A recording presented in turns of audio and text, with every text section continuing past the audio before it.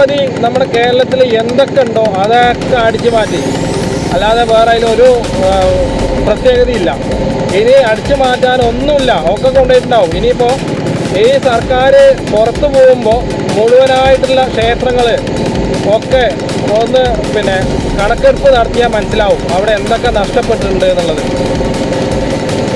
ഇയാൾ എന്തുകൊണ്ട് ഈ മുസ്ലിം പള്ളികളിൽ കയറിയിട്ട് മോഷ്ടിക്കാത്തത്? അതെന്താ വെച്ച് കഴിഞ്ഞാൽ നല്ല തല്ലുള്ളൂ, അതന്നെ സംഭവം. ഇവിടെ ഹിന്ദുക്കളെ എന്ത് കൊണ്ടുപോയാലും ഹിന്ദുക്കൾ ശരിക്കും ജന്തുക്കളാണ്, അതെന്താണെന്നൊക്കെ നിങ്ങൾക്ക് അറിയാണ്ടാവും. ശരിക്കും പറയുകയാണെങ്കിലേ നമുക്കിനി നിലനിൽപ്പില്ല ശരിക്കും ഈ കേരളത്തിൽ. അപ്പോൾ നമ്മളൊക്കെ ഇനി ശരിക്കും പറഞ്ഞാൽ ജയ് ശ്രീറാം വിളിക്കേണ്ടി വരും. അത് ഞാൻ അന്നേ പറഞ്ഞതാണ്. ഈ കേരളത്തെ ഒറ്റ കൊടുക്കുന്ന ഒരു സ്വഭാവം നമ്മുടെ പിണറായി, നമ്മുടെ രാഷ്ട്രീയ പ്രവർത്തകരായ ആളുകൾ തന്നെയാണ്, അല്ലാതെ വേറെ ആരുമല്ല. അപ്പോൾ അതിനൊക്കെ ആരാണ് നിർദ്ദേശം കൊടുക്കുന്നത് വെച്ച് കഴിഞ്ഞാൽ ഈ രാഷ്ട്രീയ തലപ്പത്തുള്ള ആൾക്കാരാണ്. അപ്പോൾ ഇവരൊക്കെ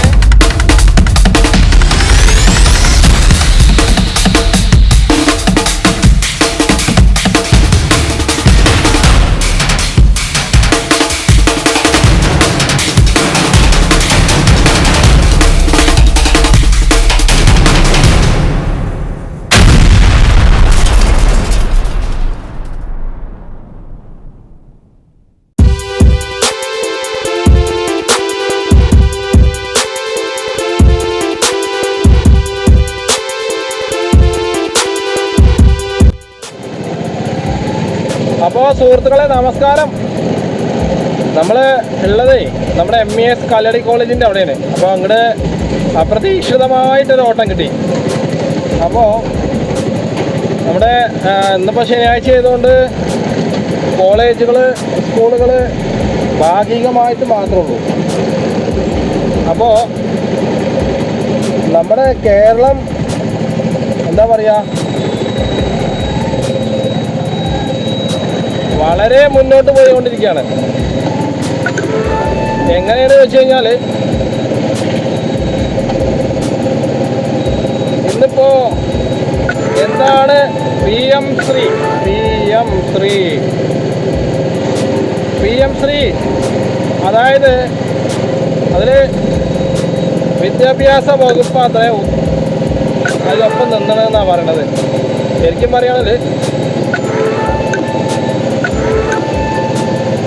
വിദ്യാഭ്യാസ വകുപ്പിനെയാണ് ആദ്യം പറയേണ്ടത്. ഈ വണ്ടിക്കാണ് ഇതിൻ്റെ മൊത്തം കംപ്ലൈൻ്റ് ആകുന്നത്. അപ്പോളേ അപ്പോഴൊന്നും കണ്ട ഒരു പ്രയോജനമില്ല കേട്ടോ. അപ്പോൾ പറയാനുള്ളത് ഇതിൽ തമാശയും കാര്യവും അതൊക്കെ വേറെ. പക്ഷേ ഇത് നമ്മുടെ ജനതയെ, കേരളത്തിൻ്റെ വിശ്വാസത്തെ, കേരളത്തിൻ്റെ ജനങ്ങളെ ഈ സർക്കാർ ഒറ്റ കൊടുത്തു. അതാർക്ക്? കേന്ദ്രത്തെ.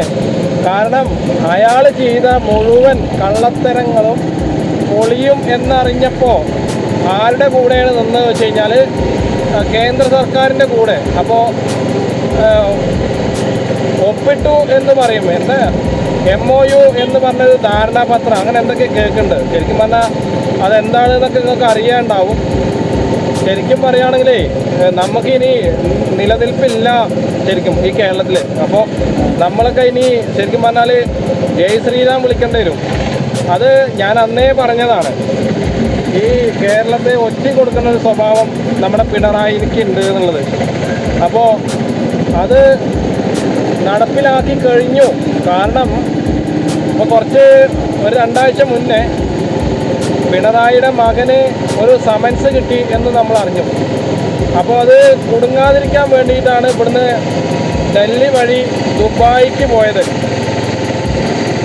അത് എന്തിനായിരുന്നു എന്നൊക്കെ മനസ്സിലാക്കാൻ കഴിയില്ലേ? അയാൾ ഡൽഹി പോയിട്ട് നേരെ ആഭ്യന്തര വകുപ്പിനെയാണ് കണ്ടത്. സാധാരണ അങ്ങനെയാണോ ചെയ്യുക? അല്ല. അപ്പോൾ ശരിക്കും പറയുകയാണെങ്കിൽ ഇതിൽ മുഴുവൻ കള്ളത്തരാണ്. ഇയാൾ ഈ സർക്കാർ നമ്മുടെ കേരളത്തിലേക്ക് അധികാരത്തിൽ വരുമ്പോൾ എന്തൊക്കെയാണ് പറഞ്ഞത്? എൻ്റെ പള്ളി പെറ്റ തള്ള സഹിക്കില്ല, ഒരു വിലയും വർധനവുണ്ടാവില്ല എന്നൊക്കെയാണ് നമ്മളെ പറഞ്ഞ് ധരിപ്പിച്ച് വെച്ചിട്ട് ഇപ്പോൾ ഉപ്പ് തൊട്ട് കർപ്പൂരം വരെയുള്ള സാധനത്തിന് വിലയാണ്, അധിക വില. റോഡ് ടാക്സ്, ഇൻഷൂർ, അതേപോലെ തന്നെ എല്ലാത്തിനും ഇനിയിപ്പോൾ ഓരോന്നെടുത്ത് പറയണ്ട. അപ്പോൾ ഇയാൾ കക്കാൻ വേണ്ടിയിട്ട് വന്നാണ് എന്ന് ഇപ്പോൾ മനസ്സിലായില്ലേ? ഇപ്പം ശബരിമലയത്തെ കേസ് തന്നെ നമുക്ക് പ്രത്യേകം എടുത്ത് പറയാം. അപ്പോൾ ഈ കേന്ദ്ര സർക്കാരിൻ്റെ കൂടെ കൂടിയതെന്താ വെച്ച് കഴിഞ്ഞാൽ ലാവ്ലിൻ കേസ് തൊട്ടിട്ട് ഈ സ്വർണ്ണക്കൊള്ള വരെ അവർ ചകഞ്ഞു നോക്കും. അപ്പോൾ അതിന് ആരൊക്കെ പോകുമെന്നറിയോ? മന്ത്രി, കുടുംബവും കുട്ടികളും എല്ലാവരും പാടെ ജയിലിൽ പോകേണ്ട ഒരവസ്ഥ വരും. അപ്പോൾ അതിന് വേണ്ടിയിട്ടാണ് ഇയാൾ നമ്മുടെ ഒറ്റ കൊടുത്തത്. മോഹൻലാൽ ഒരു സിനിമയിൽ ഷൂ നക്കണൊരു സീനുണ്ട്, കാലാപാനി എന്ന് പറഞ്ഞ സിനിമയിൽ. അപ്പോൾ ആ സിനിമയിലെ ഒരു രംഗമാണ് ഇപ്പോൾ ഇവിടെ കണ്ടത്. അപ്പോൾ ഇതിൽ പറയണത് ഇപ്പോൾ മന്ത്രിമാരാരും അറിഞ്ഞിട്ടില്ല എന്ന്, ഈ സർക്കാരിൻ്റെ ഒരു മന്ത്രി പോലും അറിഞ്ഞിട്ടില്ല എന്ന്. ആ വിവരം കെട്ട ആളുകളാണ് ഇവരൊക്കെ എന്നിപ്പോൾ മനസ്സിലായില്ലേ? അപ്പോൾ ഇതിപ്പോൾ ഒപ്പുവെച്ചിട്ട് ഇനി അന്വേഷിച്ചിട്ട് എന്താണ് പ്രയോജനം? ആ റിപ്പോർട്ട് ഇല്ല, ഒപ്പുവെച്ച ആ മുദ്രപത്രം അത് കേന്ദ്രത്തിലെത്തിയിട്ടുണ്ടാവും. ഇപ്പോൾ ഇനി അവർക്ക് എന്ത് കളി വേണമെങ്കിലും കളിക്കാം, ഉറപ്പായിട്ട് ഞാൻ പറയാം. അപ്പോൾ ഞാൻ പണ്ട് പറഞ്ഞൊരു കഥ പറഞ്ഞുതരാം. നമ്മുടെ ഇന്ത്യയിലേക്ക് അല്ലെങ്കിൽ നമ്മുടെ കേരളത്തിലേക്ക് കൂടുതലും നമ്മുടെ കേരളത്തിലേക്ക് ബംഗാളികളാണ് വന്നുകൊണ്ടേയിരിക്കുന്നത്. ഇത് എന്തിനു വേണ്ടിയിട്ടാണെന്ന് നിങ്ങൾക്ക് മനസ്സിലാവുന്നുണ്ടോ? ഇവിടെ ഒരു വർഗീയത ഉണ്ടാക്കാൻ വേണ്ടിയിട്ട് മാത്രമാണ്. അതല്ലാന്നുണ്ടെങ്കിൽ നിങ്ങൾ അങ്ങനെ മനസ്സിലാക്കുന്നില്ലെങ്കിൽ തീർച്ചയായിട്ടും ഈ ഒരു 6 മാസം കഴിയട്ടെ, അപ്പോൾ നിങ്ങൾക്ക് മനസ്സിലാവും ഇവിടെ കേരളത്തിൽ എന്തൊക്കെയാണ് നടക്കുക എന്നുള്ളത്. അതിനാരൊക്കെയാണ് കൊടി പിടിക്കുക എന്നൊക്കെ നിങ്ങൾക്ക് മനസ്സിലാക്കാൻ കഴിയും.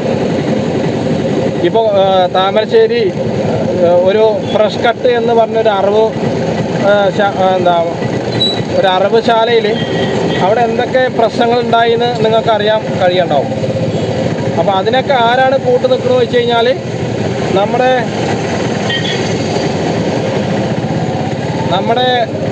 രാഷ്ട്രീയ പ്രവർത്തകരായ ആളുകൾ തന്നെയാണ്, അല്ലാതെ വേറെ ആരുമല്ല. അപ്പോൾ അതിനൊക്കെ ആരാണ് നിർദ്ദേശം കൊടുക്കുന്നത് വെച്ച് കഴിഞ്ഞാൽ ഈ രാഷ്ട്രീയ തലപ്പത്തുള്ള ആൾക്കാരാണ്.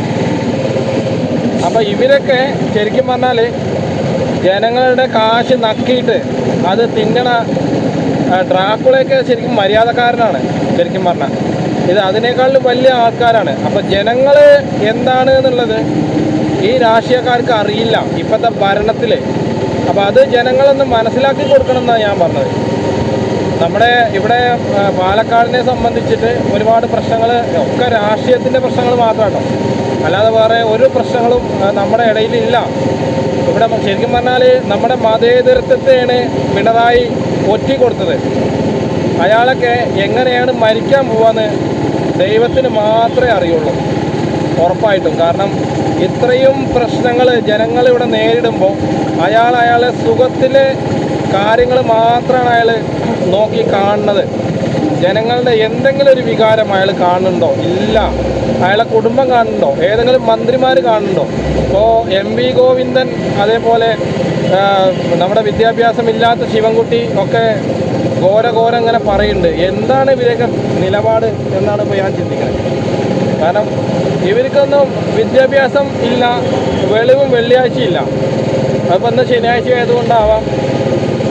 അപ്പോൾ നമ്മുടെ വിശ്വാസത്തെ ഇവർ കളങ്കപ്പെടുത്തി. ശരിക്കും പറയുകയാണെങ്കിൽ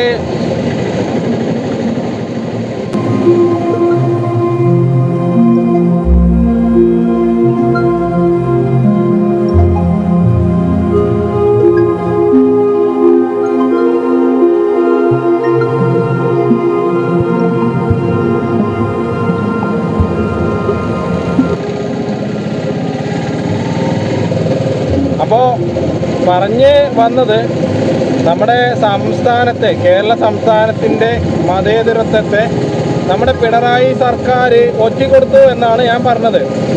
അതിപ്പോൾ ഇനി ഏത് ഭാഷയിൽ എങ്ങനെയാണ് പറയുക കൂടുതലെന്ന് നമുക്ക് വരും ദിവസങ്ങളിൽ അറിയാൻ കഴിയും.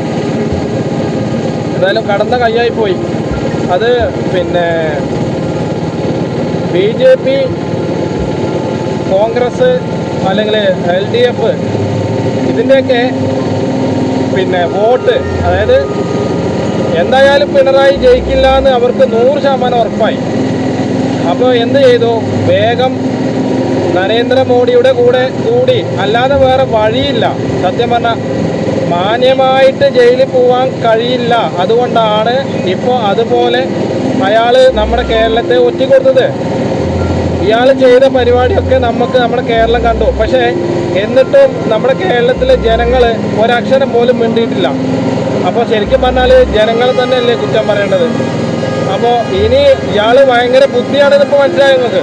നമ്മുടെ പിണറായിക്ക് ഭയങ്കര ബുദ്ധിയാണ്. ഇപ്പോൾ കപ്പൽ ആടി ഉലയുകയില്ല സാർ എന്നൊക്കെ പറഞ്ഞിട്ടുണ്ടായിരുന്നു. എന്ത് കപ്പലൊക്കെ എന്നോ മുങ്ങീനോ, അത് എന്നിട്ട് മൂപ്പരെ മുണ്ടിയിട്ടില്ല. സാധാരണ നമ്മളെ മുഖ്യമന്ത്രിമാർ വാർത്താ സമ്മേളനം നടത്താറുണ്ട്. അതായത് ആഴ്ചയിൽ 2 ദിവസം 3 ദിവസം കൂടുമ്പോൾ അത് മന്ത്രിക്ക് എന്താണോ ജനങ്ങളോട് പറയാനുള്ളത് അത് ഈ സർക്കാരിൽ ആരെങ്കിലും ചെയ്തിട്ടുണ്ടോ? ഇപ്പോൾ ശബരിമലയത്തെ വിഷയം തന്നെ നമുക്ക് എടുത്തു പറയാം. അതേപോലെ തന്നെ പോലീസുകാരെ കുറിച്ചിട്ട് മോശമായിട്ട് നമ്മൾ വാർത്തയിൽ കണ്ടു. അതിനെക്കുറിച്ചിട്ടൊക്കെ മുമ്പിൽ ന്യായീകരിച്ച് പറയുകയാണ് ചെയ്തത്. പോലീസിൻ്റെ മനോവീര്യം തകർക്കാൻ കഴിയില്ല എന്നൊക്കെയാണ് മുമ്പിൽ പറഞ്ഞത്. അപ്പോൾ എന്തുകൊണ്ടാണ് അവരെ പറഞ്ഞത് അറിയോ? ഈ കള്ളത്തിരക്കൾക്ക് ഒക്കെ ഈ പോലീസുകാർ വേണം നിൽക്കാൻ. അപ്പോൾ പരമാവധി നമ്മുടെ കേരളത്തിൽ എന്തൊക്കെ ഉണ്ടോ അതൊക്കെ അടിച്ചു മാറ്റി, അല്ലാതെ വേറെ അതിലൊരു പ്രത്യേകതയില്ല. ഇനി അടിച്ചു മാറ്റാനൊന്നുമില്ല, ഒക്കെ കൊണ്ടുപോയിട്ടുണ്ടാവും. ഇനിയിപ്പോൾ ഈ സർക്കാർ പുറത്തു പോകുമ്പോൾ മുഴുവനായിട്ടുള്ള ക്ഷേത്രങ്ങൾ ഒക്കെ ഒന്ന് കണക്കെടുപ്പ് നടത്തിയാൽ മനസ്സിലാവും അവിടെ എന്തൊക്കെ നഷ്ടപ്പെട്ടിട്ടുണ്ട് എന്നുള്ളത്. ഇയാൾ എന്തുകൊണ്ട് ഈ മുസ്ലിം പള്ളികളിൽ കയറിയിട്ട് മോഷ്ടിക്കാത്തത്? അതെന്താ വെച്ച് കഴിഞ്ഞാൽ നല്ല തല്ലുള്ളൂ, അതന്നെ സംഭവം. ഇവിടെ ഹിന്ദുക്കളെ എന്ത് കൊണ്ടുപോയാലും ഹിന്ദുക്കൾ ശരിക്കും ജന്തുക്കളാണ്. കാരണം അവരെ പറഞ്ഞു കഴിഞ്ഞാൽ നമ്മൾ മോശമായിട്ട് പറയേണ്ടി വരും. കാരണം ഹിന്ദു, ക്രിസ്ത്യന്, മുസ്ലിം എന്ന രീതിയിലല്ല പറഞ്ഞത്. കാരണം അത് മൊത്തത്തിൽ അങ്ങനെയാണ്. അപ്പോൾ അവിടെയൊക്കെ പോയി മോഷ്ടിച്ച് കഴിഞ്ഞാൽ തീർച്ചയായിട്ടും നല്ല അടി കിട്ടും. അവിടെ ആരാണ് എന്താണോ ഒന്നും നോട്ടുണ്ടാവില്ല. അപ്പോൾ ഹിന്ദുക്കളെ വിശ്വാസത്തെയാണ് ഇപ്പോൾ ശരിക്കും ചോദ്യം ചെയ്തത്. എന്നിട്ട് പ്രതിഷേധിക്കാൻ പോയാൽ ഇപ്പോൾ ഹിന്ദു മുസ്ലിം എന്നല്ല കേട്ടോ, കൂടുതലും പ്രതിഷേധം ചെയ്തത് UDFൻ്റെ ആൾക്കാരാണ്. അവർ പ്രതിഷേധിച്ചിട്ട് എന്തെങ്കിലും ഒരു ന്യായമായ വിധി നമുക്ക് കിട്ടിയിട്ടുണ്ടോ? ഇല്ല. നമ്മളിപ്പോൾ ഒരു പാർട്ടിയിലുമില്ല, UDFലും ഇല്ല, LDFലും ഇല്ല, BJPയിലും ഇല്ല. നമ്മൾ രാവിലെ പണിക്ക് പോകണു, വൈകുന്നേരം കിടന്നുറങ്ങണു, ഭക്ഷണം കഴിക്കണു, രാവിലെ അതേപോലെ ആവണു, അല്ലാതെ ഇപ്പോൾ ഒരു മാറ്റമില്ല. അപ്പോൾ ഇപ്പോൾ എന്താ വെച്ച് കഴിഞ്ഞാൽ രാഷ്ട്രീയക്കാർക്കാണ് കൂടുതൽ നേട്ടം. കാരണം എന്തിനും ഏതിനും പൈസ, പെണ്ണ്, അതേപോലെ അവർക്ക് സഞ്ചാര സ്വാതന്ത്ര്യം അവർ മുടങ്ങില്ല. ശരിക്കും സാധാരണക്കാരനാണ് ഇപ്പോൾ ആകെ കുടുങ്ങിപ്പോയത് ഈ ഒരൊറ്റ ഭരണം കൊണ്ട്. എല്ലാത്തിനും വിലയാണ്, എല്ലാത്തിനും വില. ഇപ്പോൾ ആശുപത്രിയിൽ പോയാലും കൂടി നമ്മളിപ്പോൾ മരുന്ന് പുറത്തുനിന്ന് വേണ്ട അവസ്ഥയാണ്. ഇതാണ് നമ്പർ 1 കേരളം. അപ്പോൾ ഇതുപോലുള്ളൊരു ഭരണം ഇനി ഒരിക്കലും ആഗ്രഹിക്കുന്നില്ല ജനങ്ങൾ. അതാണ് ഇന്ന് മനസ്സിലാക്കാൻ കഴിയുന്നത്. അത് ജനങ്ങൾക്ക് അറിയില്ല കേട്ടോ. ജനങ്ങൾ ഇപ്പോഴും എന്താ പറയുക, നമ്മൾ ആ കൊറോണയ്ക്ക് ഒരു സൂചി വെച്ചിട്ടുണ്ടായിരുന്നു. ആ സൂചി ശരിക്കും പറഞ്ഞാൽ കൊറോണ വരാതിരിക്കാനും അതേപോലെ അസുഖം പടരാതിരിക്കാനുമാണ് അത് വെച്ചിട്ടുണ്ടായിരുന്നു. പക്ഷേ എനിക്ക് തോന്നുന്നത് അതിന് വേണ്ടിയിട്ട് വെച്ചല്ല, നമ്മുടെ ഓർമ്മശക്തി ഇല്ലാതെയാക്കാൻ വേണ്ടിയിട്ട് ചെയ്ത പരിപാടിയാണോ സംശയമുണ്ട്. ഇതൊക്കെ കേന്ദ്രത്തിൻ്റെ ആണെന്ന് ഞാൻ പറയില്ല, പക്ഷേ അവിടുന്ന് തന്ന മരുന്ന് ചിലപ്പോൾ അങ്ങനെ ആയിരിക്കാം. ബാക്കിയുള്ള രാജ്യങ്ങളിലൊന്നും കുഴഞ്ഞു വീഴുന്നില്ല കൊറോണ മരുന്ന് കുത്തിവെച്ചിട്ട്. അപ്പോൾ ഈ മരുന്നിൻ്റെ പ്രത്യേകത ചിലപ്പോൾ നമ്മുടെ ആരോഗ്യത്തെ മൊത്തം, നമ്മുടെ ബോധത്തെ മൊത്തം നശിപ്പിക്കുക, മെല്ലെ മെല്ലെ ക്യാൻസർ പോലുള്ള സംഭവം പോലെ മൊത്തം നശിപ്പിക്കാനുള്ള പരിപാടിയാണ്. അതായിരിക്കാനാണ് ചാൻസ്. അല്ലാതെ ഇപ്പോൾ ജനങ്ങളെ ശബ്ദിക്കാനുള്ള നാവില്ലാണ്ടല്ല, അവർക്ക് ചിലപ്പോൾ കഴിയുണ്ടാവില്ല.